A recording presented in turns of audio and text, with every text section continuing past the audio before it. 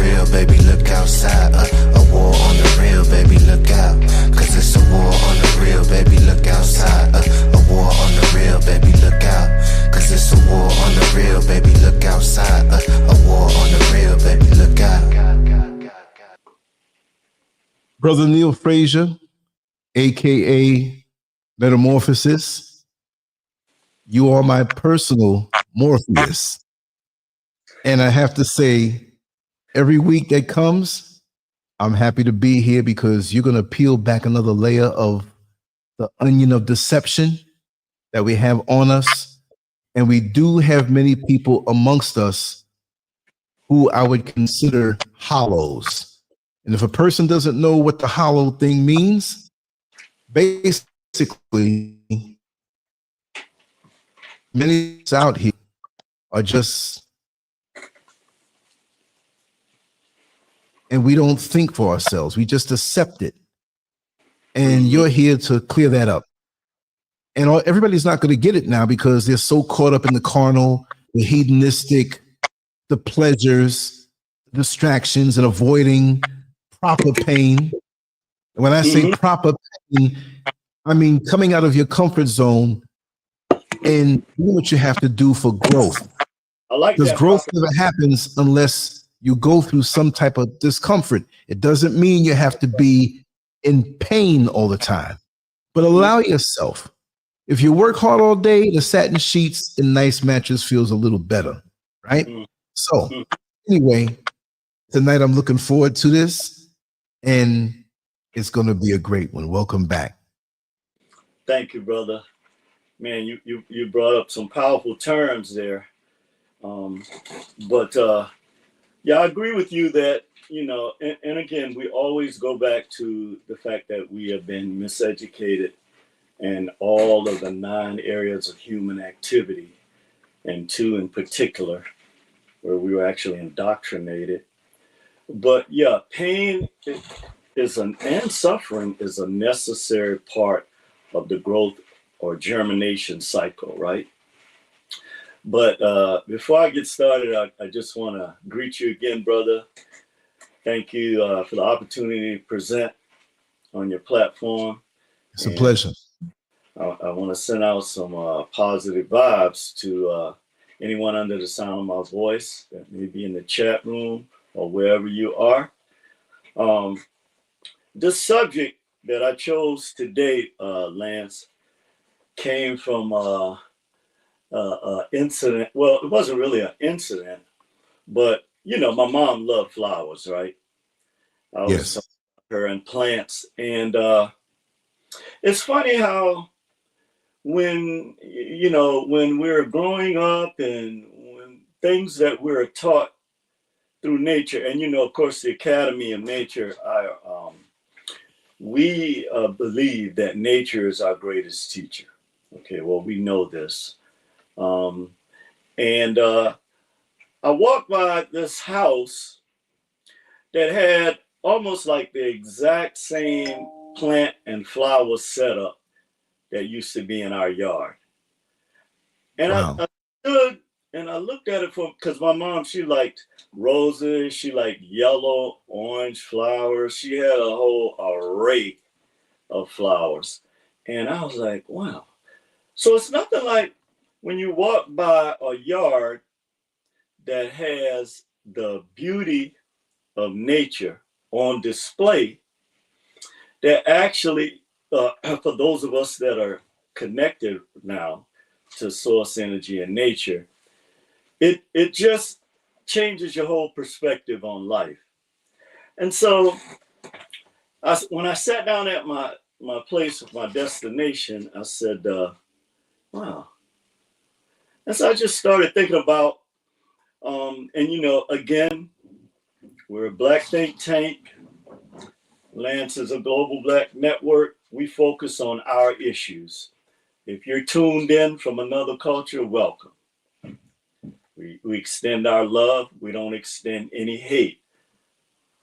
But when we are dealing with the issues that affect our culture and communities, then we have to look at nature because this is the antithesis of what you have taught our people, and this is the real truth, in order to untangle these shackles that are on our minds.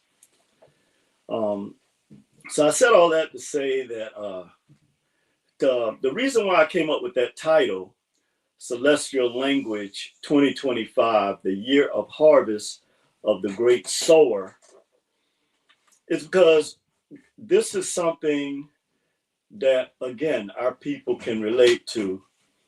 And I believe I was telling you, Lance, that I had to get over the fact that, okay, no matter what we teach, no matter what we talk about, 99.5%, and I'll give the 0.5%, of the archetypes in the subconscious mind of our people are based in religious rhetoric. Okay, this is a reality and narratives.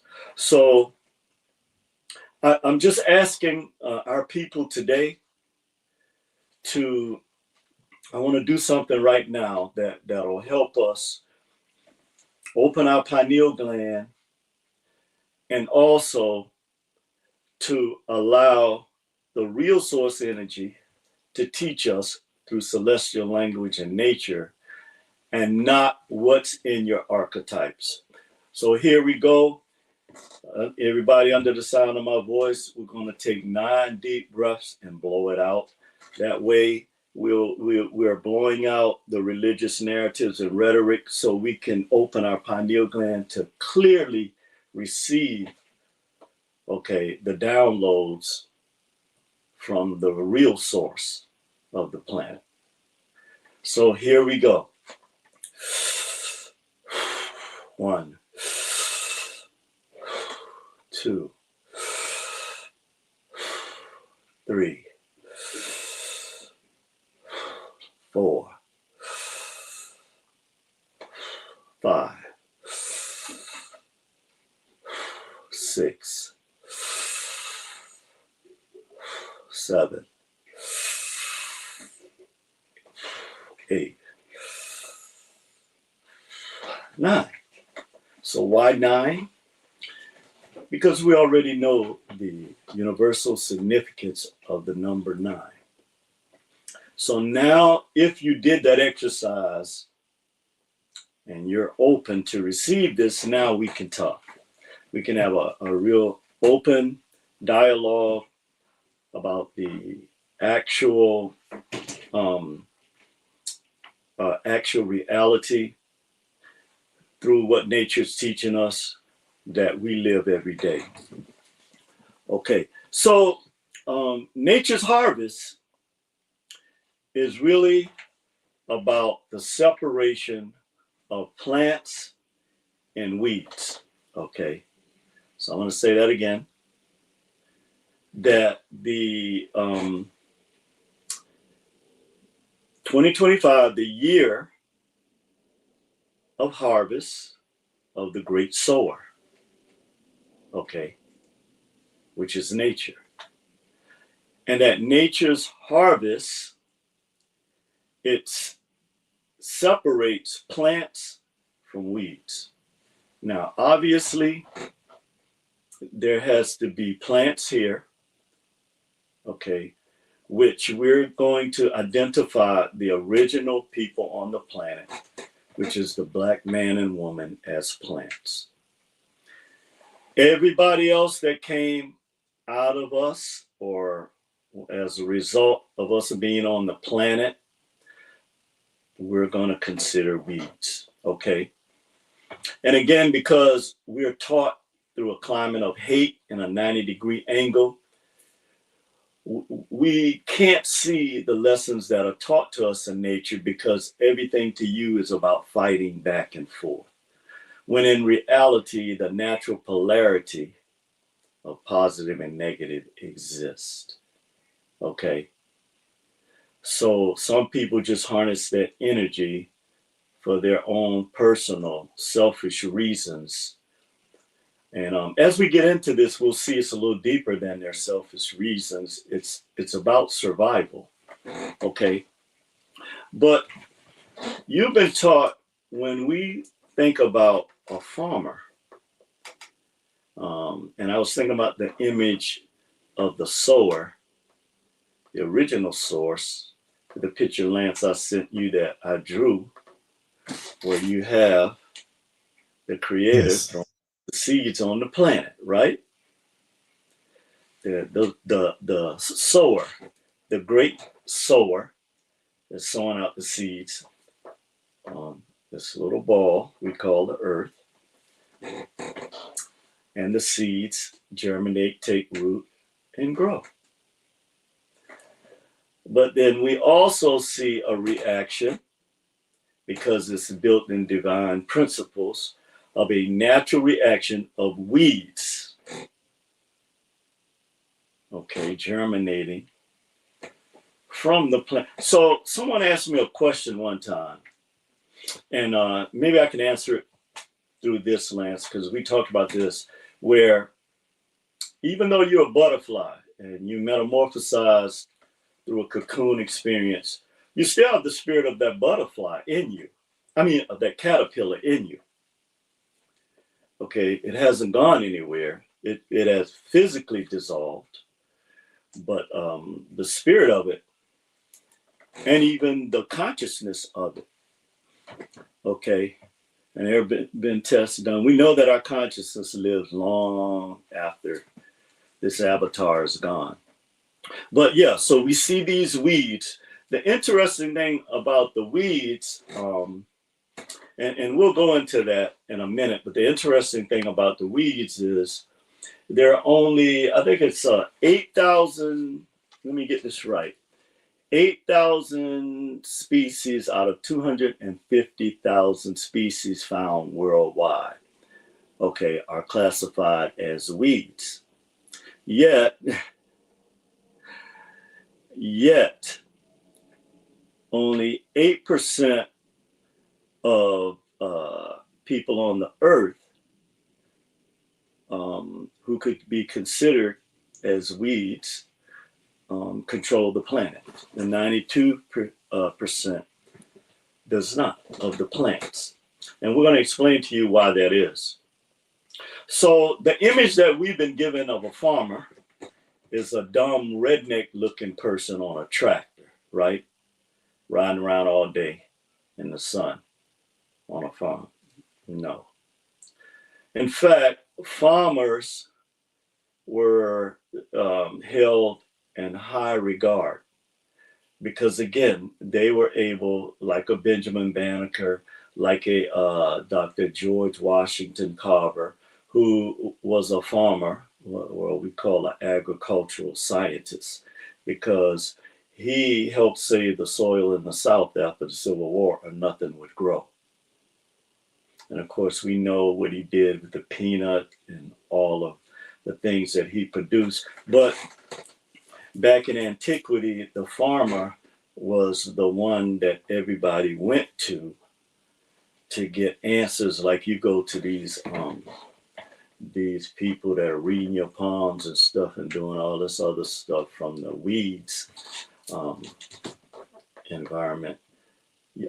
We went to our agricultural scientists for the answers of the celestial language.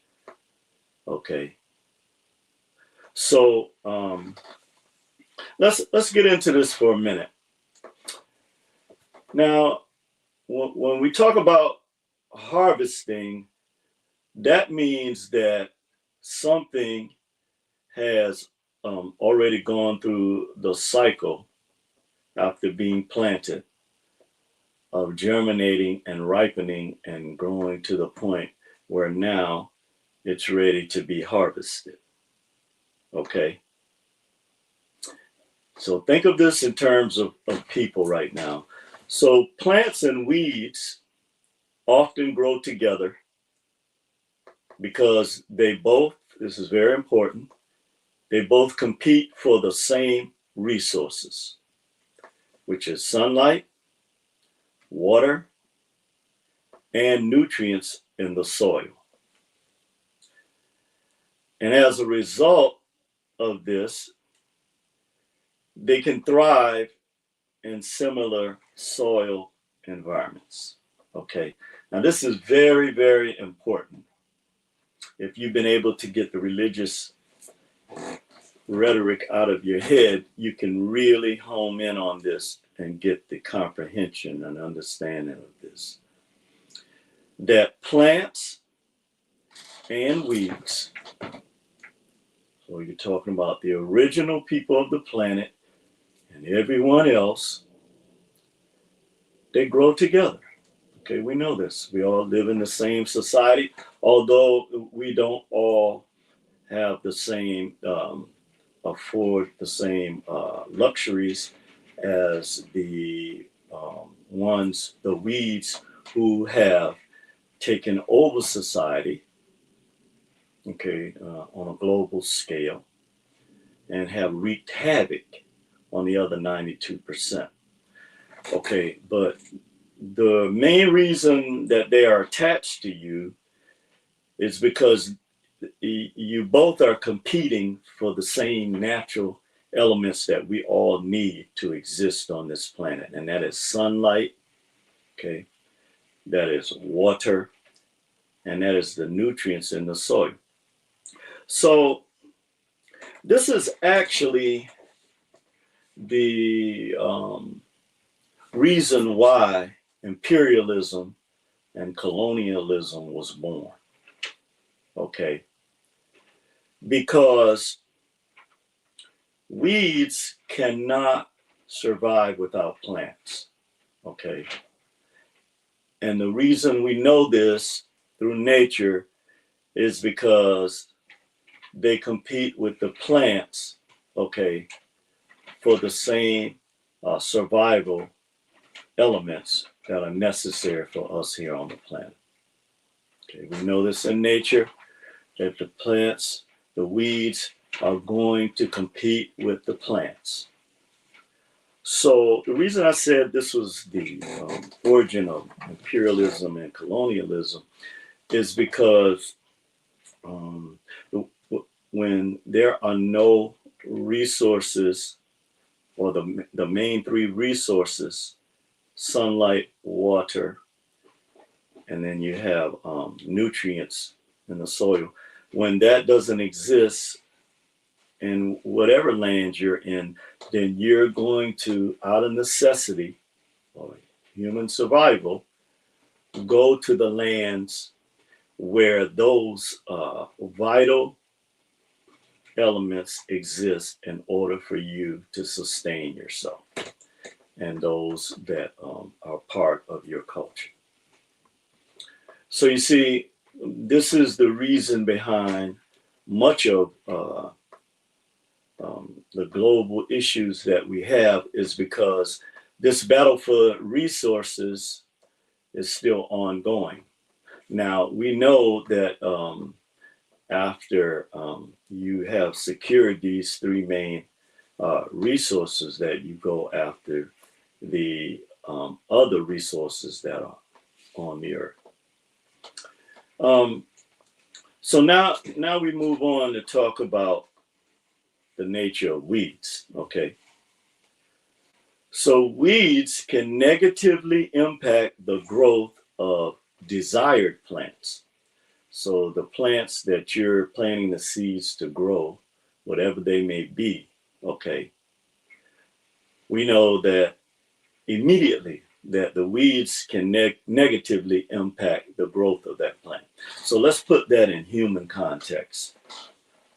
That when you plant a seed and you desire a certain manifestation of that seed in plant form, then a weed or weeds are going to automatically negatively impact the growth of that plant, or the growth of your plants, or the growth of a people. You know, we know this, okay? So here we see the behavior of the weeds is to consistently stifle the growth of the plant, which you are, okay? How do they do this? How do they do this? as we spoke of earlier, because of competition for resources. Okay. Now, weeds can steal water and nutrients from nearby plants. Let me say that again and again. We're transferring this into the human existence. That there's a competition for resources. Okay. And that weeds can steal or take away, okay, water, vital nutrients and water. Okay, they can steal this from you. They can take it away from you if you're in close proximity to them. And this is why our people, the system always eventually crash and burns with our people. Because the principle that if you're in close proximity to them, like the weeds are to plants, you're going to be affected. You're going to have your resources and vital nutrients stolen from you. Whatever that is, in many cases with our people, is fiat. But you're going to get, all of the negative things that America has done to our people. Okay, all of these things, but yet our people are still thriving as plants. Okay. But these weeds have wreaked havoc, not just on Black people, but on the world. Okay. People of color all throughout the world. This is a fact. We're glad that nature, who is our greatest teacher, is showing this to us, where this cannot be denied. So the other thing that they can do, which was really fascinating to me, is shading out sunlight, or let's see, hold on for a minute. I want to use the exact terminology here. Shading out the sun, and that large weed populations can block sunlight from reaching other plants. Now, let me say that again, because where have you heard this before about somebody blocking the sun? Okay. And again, all it takes is our people to go back to our natural state of celestial language, and we have all the answers. And a lot of the stuff we can avoid if we just look to the right source instead of continuing to be taken down this road where you are living off the narratives of weeds. That's a good one. Thank you, Dr. Kojo. You're living off the narratives of weeds. So I'm going to read this again. What do weeds do? This is what their capabilities, this is what they do. This is why species of only 8,000 can pretty much have the other 250,000 species of plants in a chokehold. They shading out sunlight, and that weeds, a large weed population, can block sunlight from reaching other plants. Okay, so here's your answer. Even in nature, it's the same, thing. That it's the same goal. Okay. And even in even in our society and civilization, if you want to call it civilization, the same principle plays out. That here you have someone, okay, operating off a weed mentality. And I ain't talking about smoking weed. Well, 90%, okay, way of interpreting, because it's impossible to interpret celestial language at 90%, 90 degrees. But we see here that weeds can block the sun. When we had individuals here, when they have a large cache of fiat, they can pretty much try to do anything, but why would you want to block the sun, the life giver on the planet? That's something to think about. Okay. But we see where this nature originates. It originates from the fact that weeds have the exact same goal. I don't think that's so much of a coincidence. Let's talk about disease transmission. And get this, because we know we're dealing with all of these, they say, lab-generated viruses, diseases, or what have you. But we know this is biological warfare that's targeted directly to. I read an article about this a couple of years ago. Even Dr. Leola Africa warned us about this, that they have been working on ways in which the very medication they use is targeted towards melanin.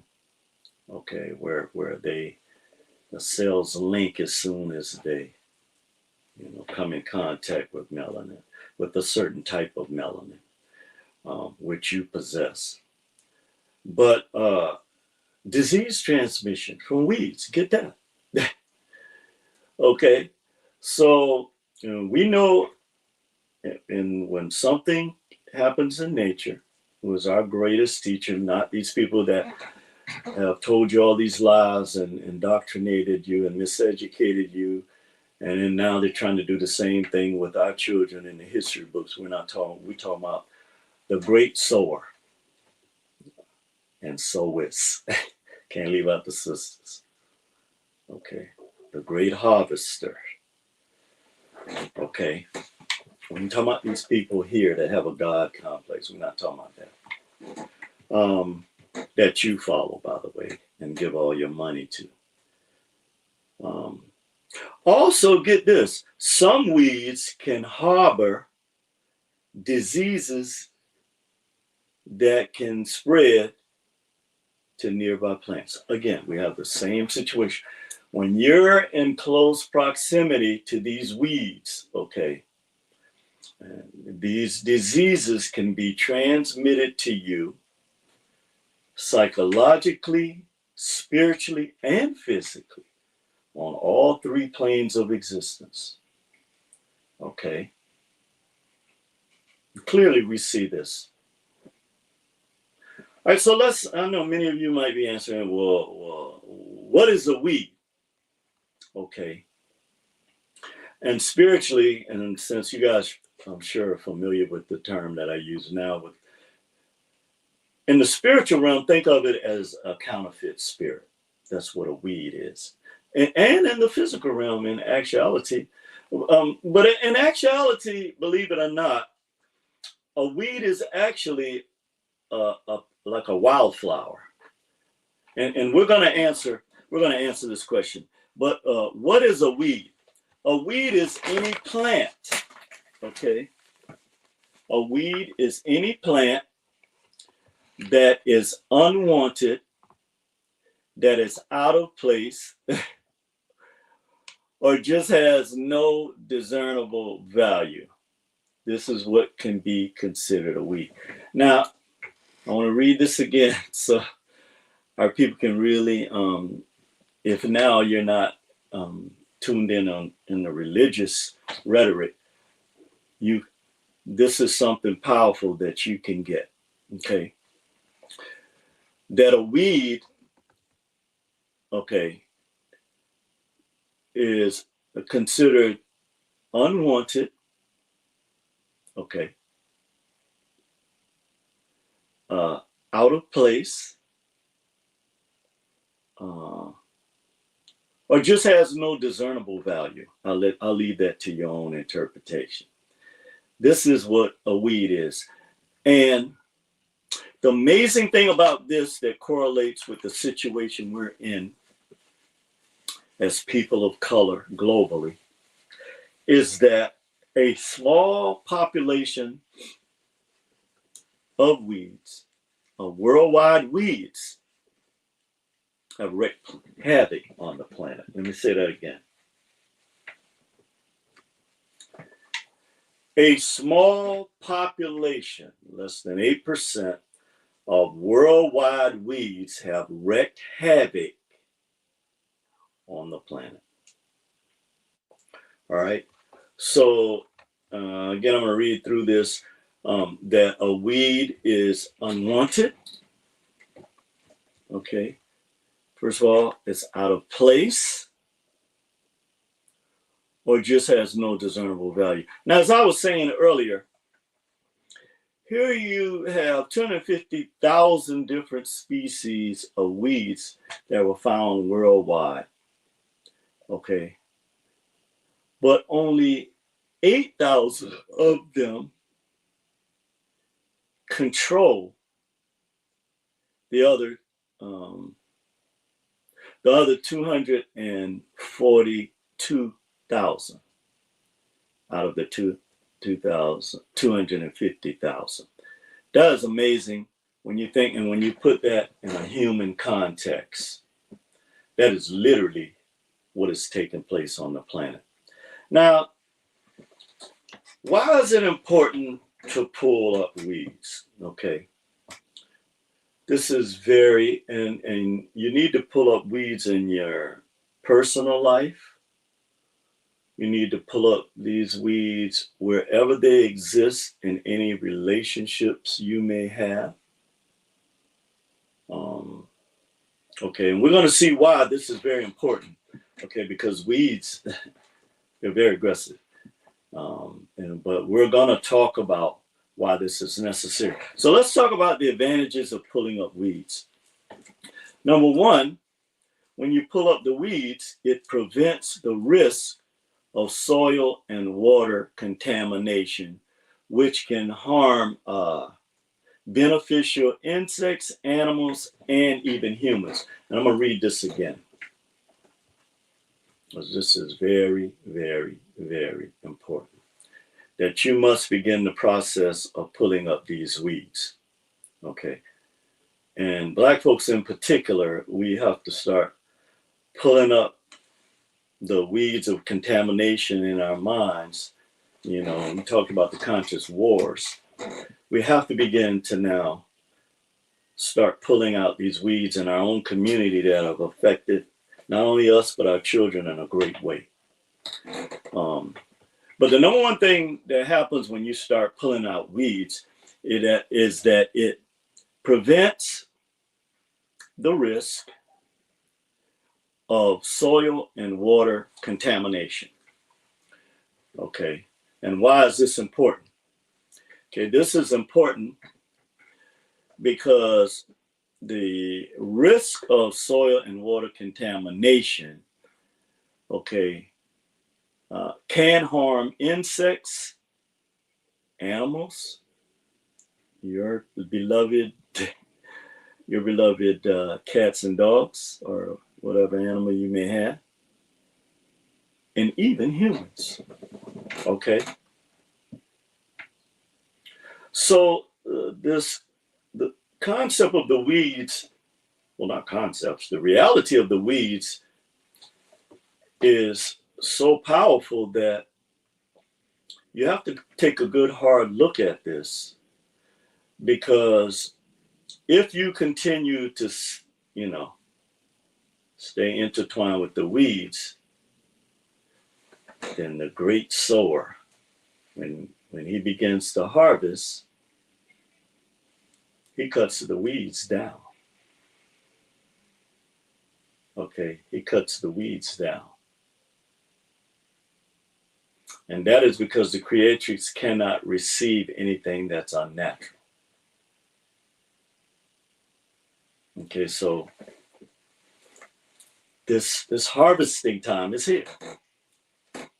And you should be very, very happy. See, they do a very good job on our people about always highlighting the 3% of violence that happened. We read the statistics on a video, but they keep that in the media, and they keep your faces in the faces of our children. Now, I'm not saying that these things are not happening.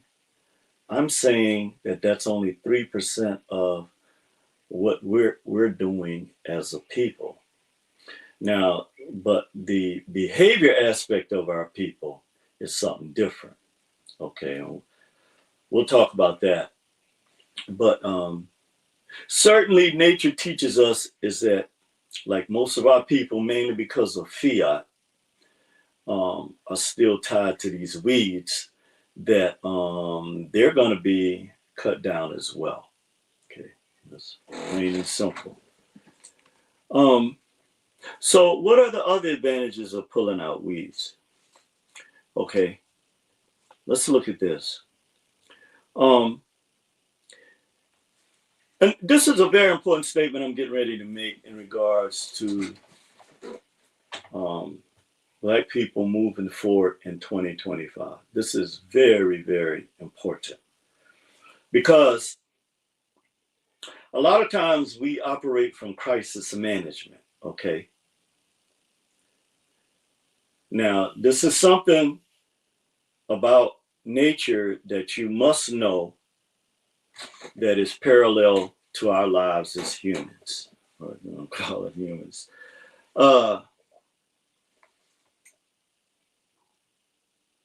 Okay, if control measures are not taken, okay, I'm gonna say this again, and this is directly, this is directed directly to our people, to Black people in particular. And I need you to hear me when I read this, okay?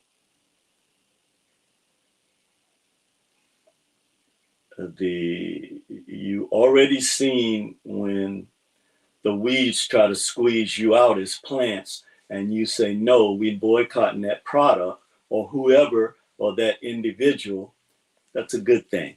That's the power that you need to come against these weeds, okay? You have to stand strong like that. And remember, we have no friends. Remember that.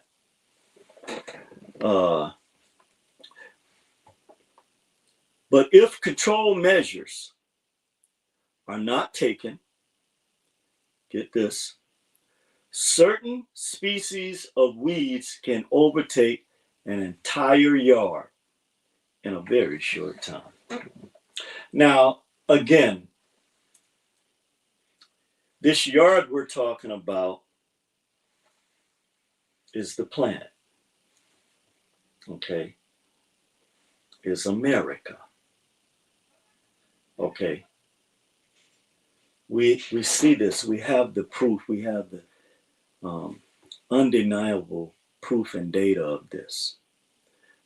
But I'm going to read this again so that our people will comprehend something very important. Not only comprehend, but begin to take measures like you did when you came against the weeds that are always trying to choke any progress that our people have bled, died, and toiled for. And not only that, believed in their systems, still believe in their systems, believe in their religion, still believe and have faith in it. Okay. But if control measures are not taken, I really like that, because that sums it up right there. Control, you are responsible for dictating or controlling the things that affect our people. You are, not other people. Okay. But if control measures are not taken, certain species of weeds, and we know there are certain species of weeds across the globe and here in America that has certain powers that they use, whether it's political, economic, or what have you. prison industrial complex, race soldiers, whatever these weeds are, okay, we know that control measures, while they are trying to strike these control measures down, they must be in place because there are certain weeds, we know this from nature, that have the power, okay, they can take over a whole entire yard of plants in a very short time. We've seen evidence of this. We know this as a fact. But why is this the case? And I was saying earlier that weeds can be extremely aggressive and destructive. So this is why we see hundreds of thousands of people being slaughtered by these certain types of weeds, okay? So they want to get all smart and try to take away our Article 19, our worldwide right to free speech, and take away your First Amendment right. That's why I don't listen to that bull crap about patriotism. Because anytime we speak about something that have devastated our community, or these plans that they have clearly shown us what they're going to do to us, you know, they pulled this bully role on Black folks, you know, like when they used to take your lunch money at school, the bullies, and then you don't have money to buy lunch. This is what they do to Black folks. But that day is over with because the great sower, the harvester, is here. And he's cutting all weeds off. But they can be extremely aggressive. That's why they like wars. And destructive. Look how they're destroying the planet. When it's not their planet to destroy. Look how many people are being killed in the name of religion. You have got to be out of your mind. If you're telling me that you are serving a God of love, well, maybe we have a different interpretation of love, which actually we do, because Murray, okay, which the word Mary came out of, the Medu nature, means love. Okay, but you have a fake love or a weed love. Okay, so just like you use this word to try to degrade our people's awareness, this word woke, and then you pay the coons to degrade our people, then we're going to start saying weed. And every time we say weed, we know what we're referring to. And how about that? Okay. So we're going to put in control measures as well. You can pay the coons as much money as you want, but they're going to, once you turn on them, inevitably, then you're going to see that the great sower, well, you already know this anyway, because the entities that you worship, they've already told you this. So I'm mainly trying to open the eyes of our people, because you can't go into this year kumbaya. That is just not going to get it. Okay. But yeah, the reason why weeds can take over a whole yard of plants, in this case, a whole globe, and there are 8,000 out of 250,000 plants, 8,000 weeds, species. And these species are all over the planet. They're here in America. Okay. And finally, this is a warning to Black people. Weeds, so you'll get the full picture. Weeds are just rapidly spreading plants that have sprouted in a place where they are not wanted. And they are usually wildflowers, in parentheses, people. Okay? I don't know how long. Doesn't matter.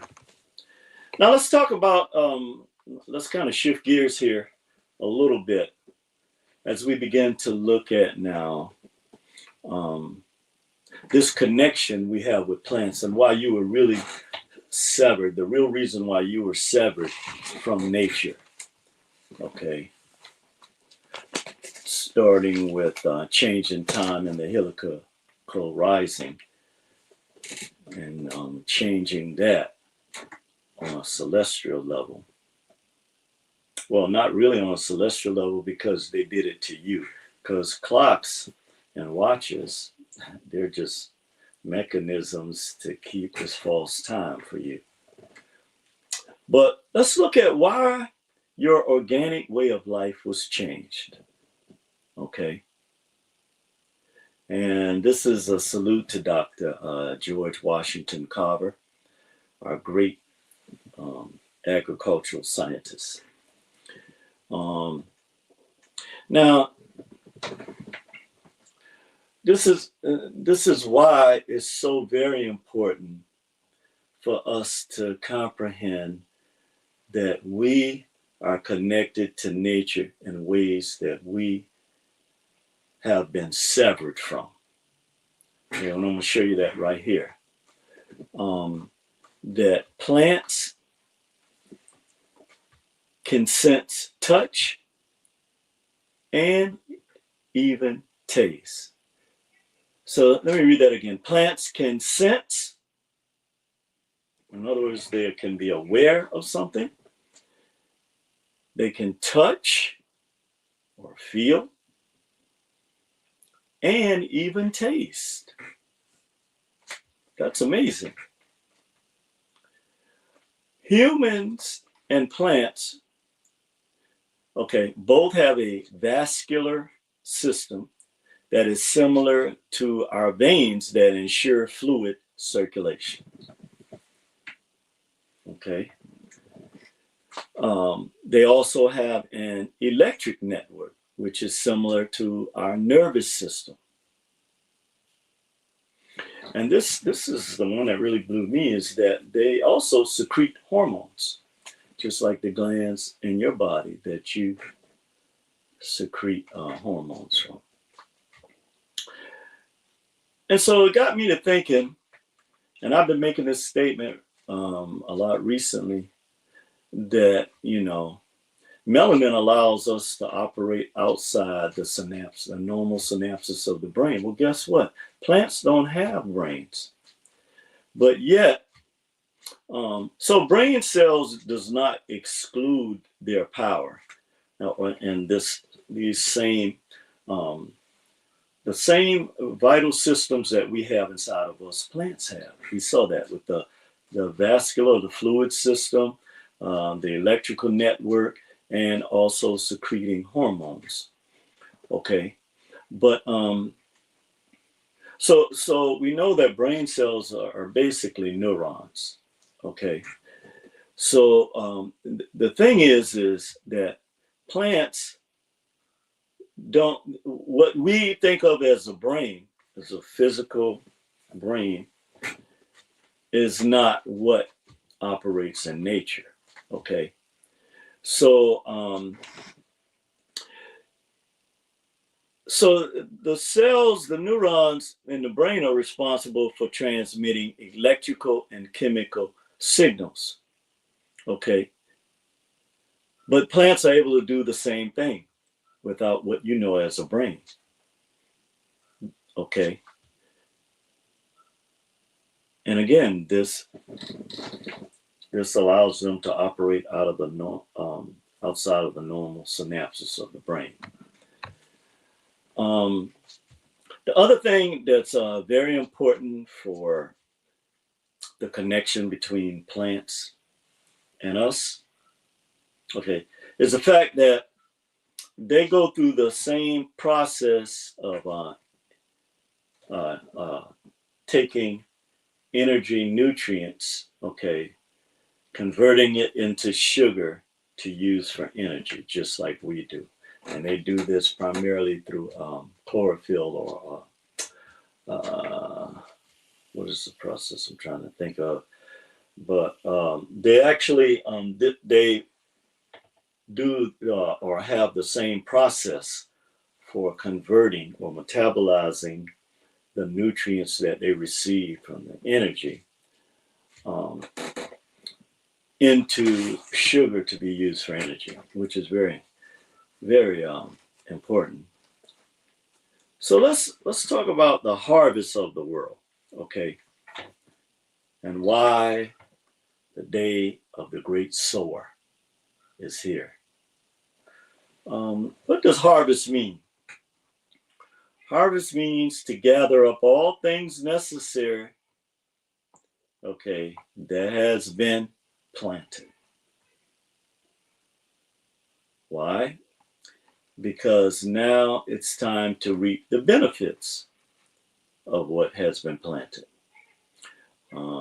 And we know through seasons and cycles that we celebrate the physical harvest once every year when, you know, this harvest comes forth from the earth, right?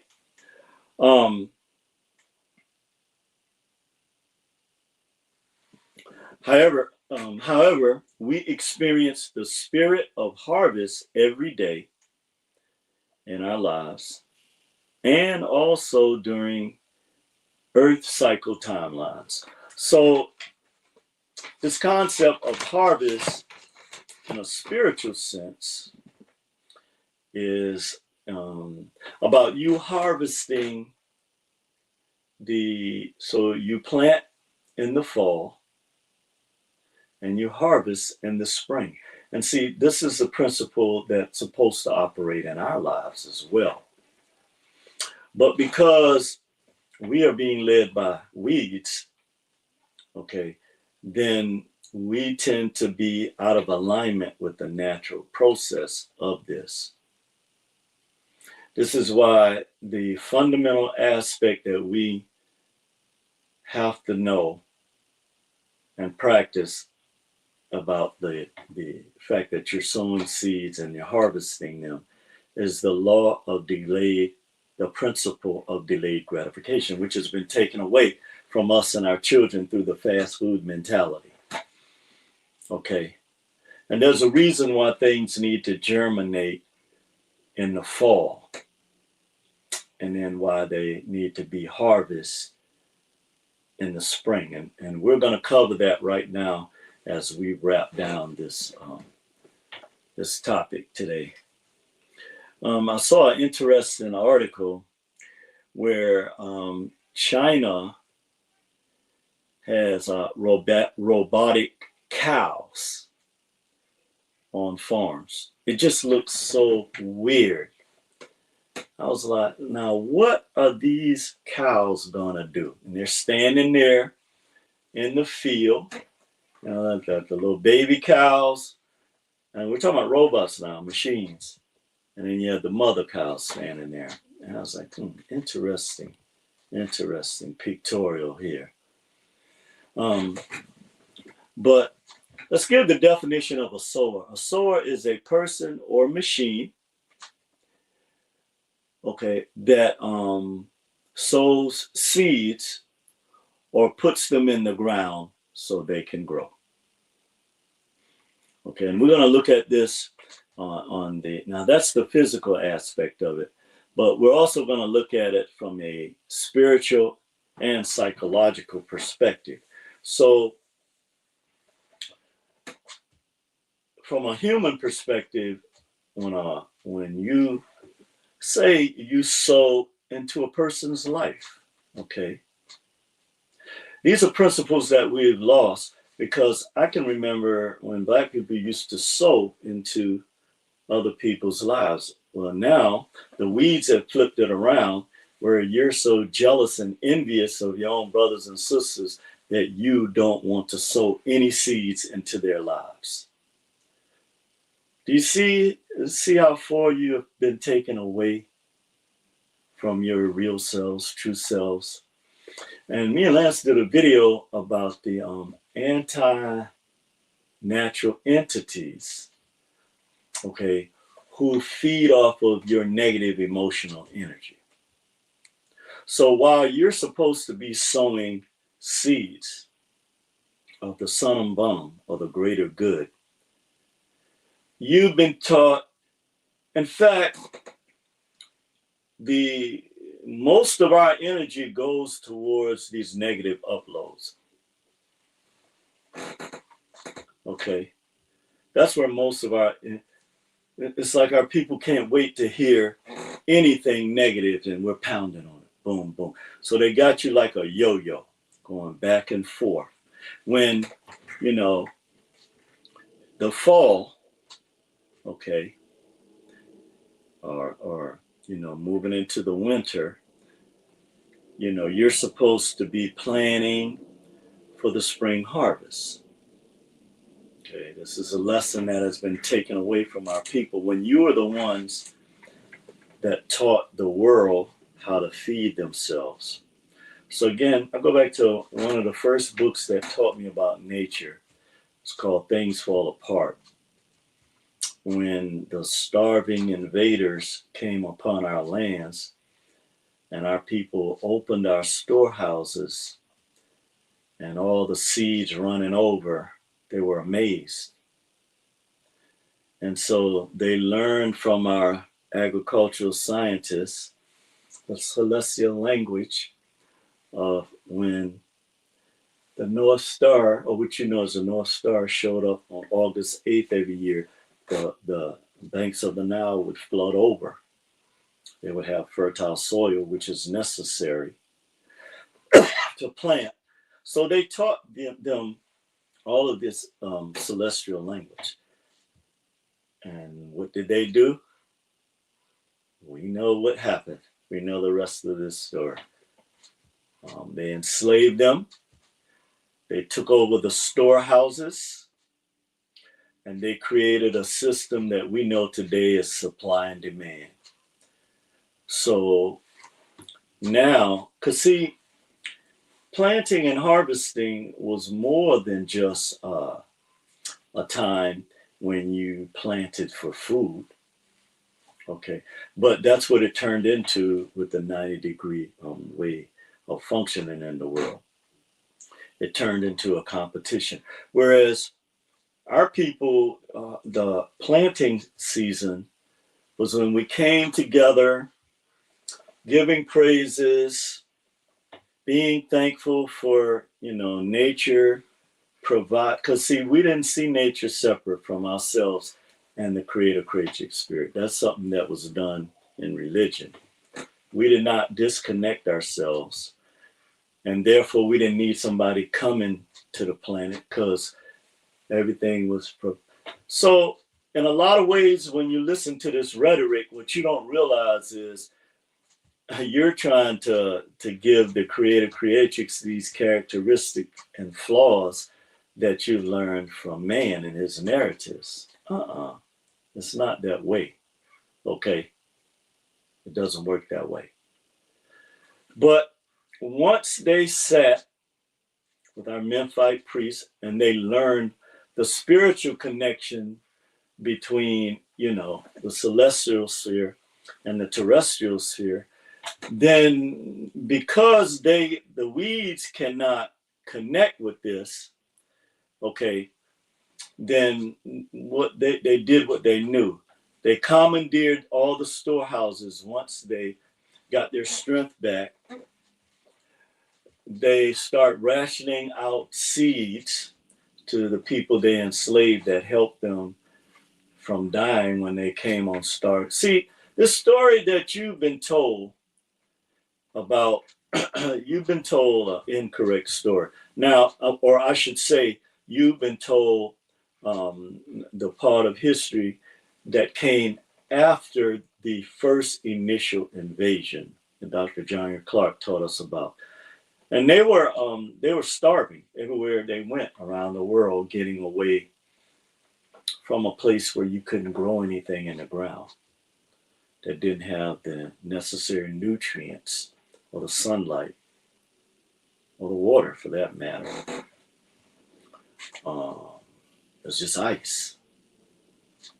So when they commandeered these storehouses, they started giving out seeds to our people when there was never enough. Now, when you live, so when people say we live on a planet of abundance, that is true. We do.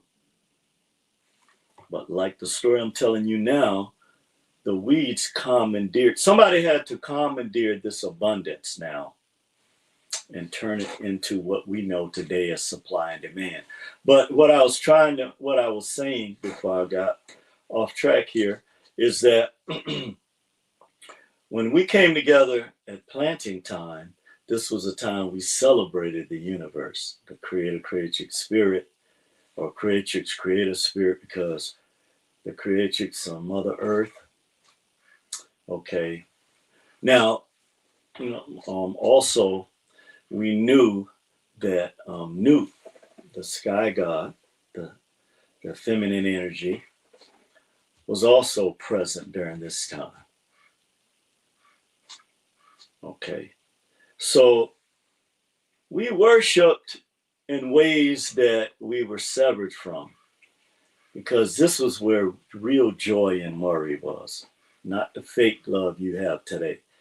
This is where we came together, we worked together, different clans, families, and then the whole, society came together to produce this until this way was forced upon our people.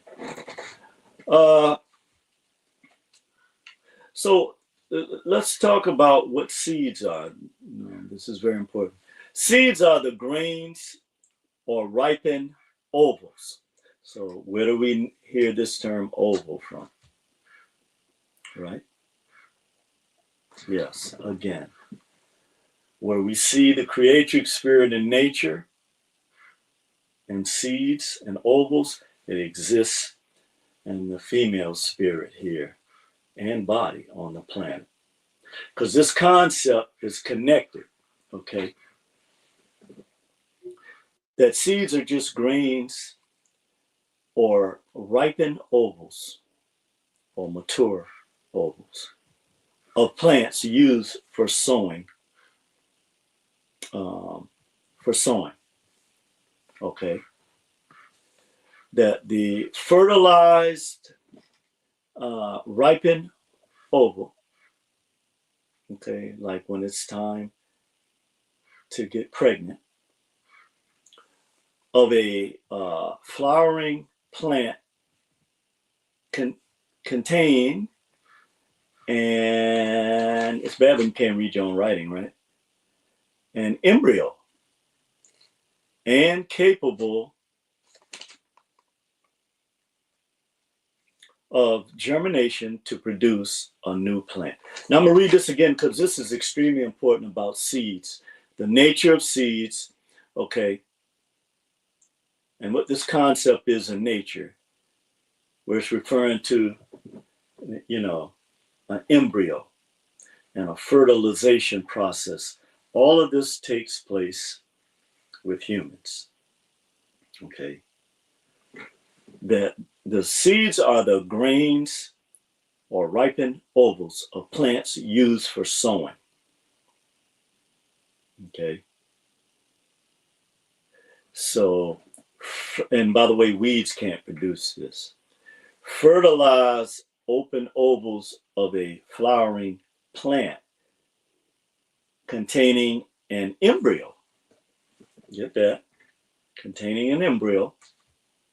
A seed is containing an embryo that is capable of germination. Okay? Germination. To produce a new plant. Now, why is this important? Because, see, you're supposed to be sowing seeds to produce new plants. Nature is always producing new plants. You want to stay with the old plants, okay? Or the old weeds, okay? But nature teaches us that we're supposed to sow these embryos or seeds, which is really a metaphor for life. This embryo is a life in a seed that you plant. This is why it's so powerful. And this is why it's so important that you don't plant the seed in unfertile soil. Okay. This is extremely important. So let's look at it from another perspective. Seeds,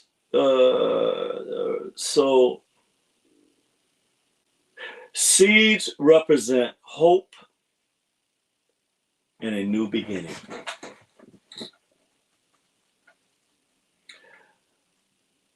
So when the great harvester comes and cuts the weeds, you can plant new seeds. And this is where the hope of the renewal of the spirit of the planet comes from, and these new plants that come up. Okay. So from a spiritual aspect, seeds symbolize a higher purpose or divine plan. I'm going to say that again. From a spiritual perspective, okay, seeds symbolize a higher purpose or a divine plan. And so because you have a higher purpose and you're part of a divine plan, it's important that you recognize that you have to sow new plant. You have to sow seeds to bring forth new plants, not the old weeds that you've been attached to, because the great sower is here. Okay, and psychologically, seeds represent sleep, all the things that you need to do in order to have good, sound mental health. It's sleep, what you eat in your body, exercise. By the way, I gotta get my, I'm behind 3 miles. Exercise, drinking water, stress management, and socialization. So all of these things are extremely important to our growth and development. And finally, an oval is a plant structure that contains female reproductive cells and develops into a seed after fertilization. So with that, brother, I'm going to conclude today.